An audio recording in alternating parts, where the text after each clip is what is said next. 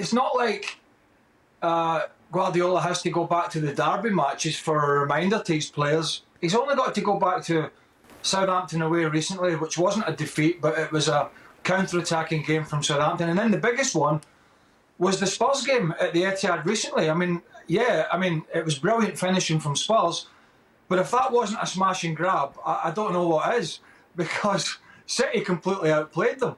But they didn't defend particularly well, certainly for the first goal, when they were so high up, and I think it was Diaz that got caught.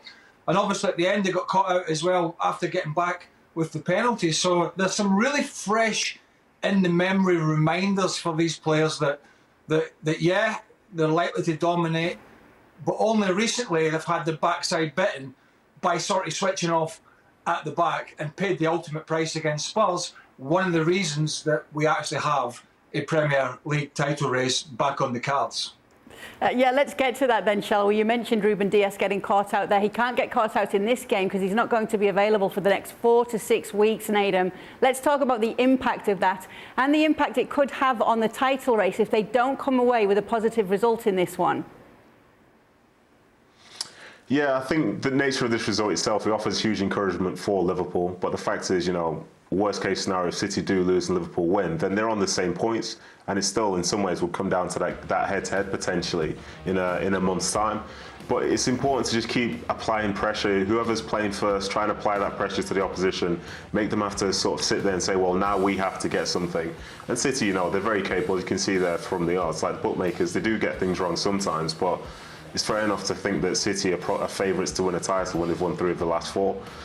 To talk about the Ruben Diaz situation, I think that is a big blow, because one thing about Pep this season, he's like to rotate those guys that play centrally, and I think the Nathan Ake miss as well. I think he's out for a little while. I think that could also be key because they're down to 2 seniors now, and the hope is for him that I imagine they don't get suspended, they have no more injuries, because they're going to have to rely upon them to defend at the highest standard. Because I think in times gone by, when they've tried to go for titles and so on, they've had to mix things up a little bit, throw Fernandinho back there, and for as good a footballer as he is, he's not as dominant in that position as the other people who were there. So I think it's going to be a big blow for them. But the hope, as I say, is that they can still maintain a level of performance with the guys who are left, because they are capable, but the drop down after that, it's quite a big one. We talk about that, Craig, the outcome for the title race if it doesn't go City's way, but then if you look at it on the flip side as well, if it doesn't go Manchester United's way, what does it mean for them in the race for the top 4? The struggle continues. It's just simple. It's as simple as that. And obviously, a result for them would be huge, absolutely huge. But yeah, they're in a real bun fight for that 4th spot. A conversation I don't think many of us were having at the start of the season, even though most of us felt that Solskjaer certainly wasn't the man. We didn't envisage them having the problems up until when he was sacked, and even so, the problems after he was sacked seem to be even sort of more problematic. It's not only poor performances, there has been, as you well know, numerous and almost daily leaks coming out of that camp, and the most recent one is the so-called, some of the players are not happy with Harry Maguire's form, which is quite ironic really, when you look at all the games that they've played and all the games that they've got coming up, which is quite ironic, because tell me who is in form at Man United to complain about anybody else's form. So yeah, it's been one problem after another, but a result of course for them would be huge. I just don't see it happening. I think there's too much on the line here.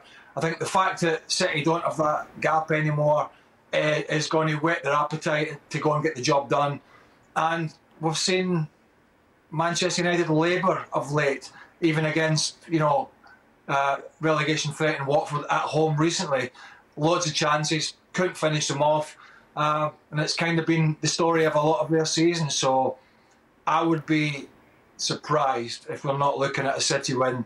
Thanks so much for watching ESPN on YouTube, and for more sports highlights and analysis, be sure to download the ESPN app, and for premium content and live streaming, subscribe to ESPN Plus.